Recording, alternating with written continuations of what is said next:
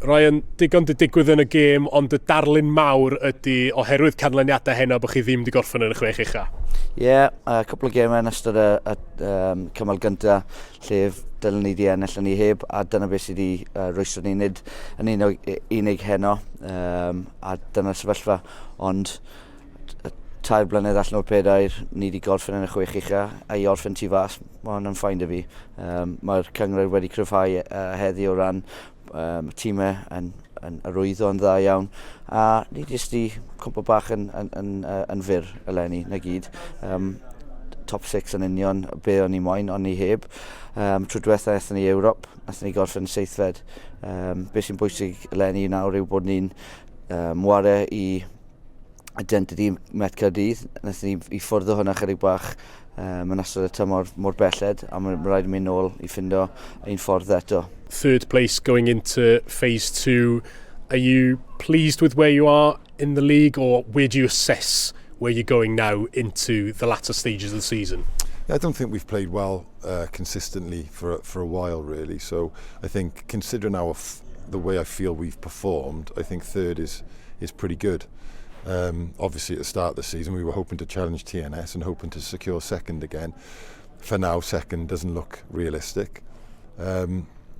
So we were looking at jostling for home tie in the playoffs, but considering that we haven't played that well, like consistently across the season, third's not too bad at the moment. Owen, ti'n teimlo bod canlyniad cyfartal yn ganlyniad teg yn fan'na? I ddweud y gwir, ie. Wnaethon nhw amddiffyn yn dda. Oedd yn gêm eitha anodd iddyn ni, oedd fi'n credu cafon ni mwy o siawnsys. Ond ie, nhw wedi gwneud yn rili dda, i fod yn deg.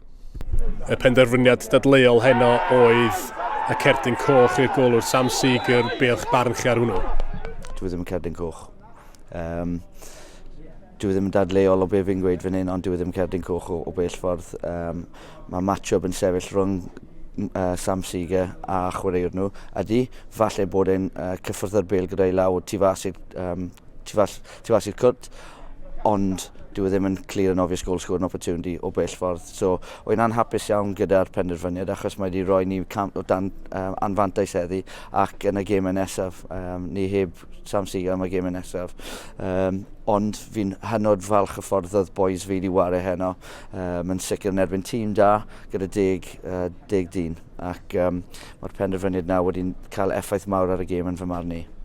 Cardiff Met seemed aggrieved about the decision to give the red card, didn't feel it was a clear goal-scoring opportunity. What was your view of that incident? I don't know whether it was a clear goal-scoring opportunity. It was definitely outside, but I wasn't looking at what else was going on, if that makes sense. But yeah, look, even if it was a goal-scoring opportunity, I think it was probably one that would feel harsh, but I couldn't say whether it was or it wasn't.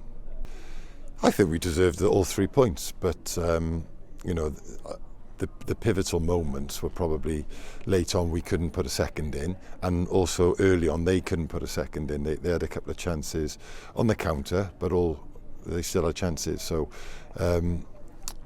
yeah, I felt like we deserved the 3 points, but obviously they defended very well. It was nice that it wasn't us defending with 10 men for a change.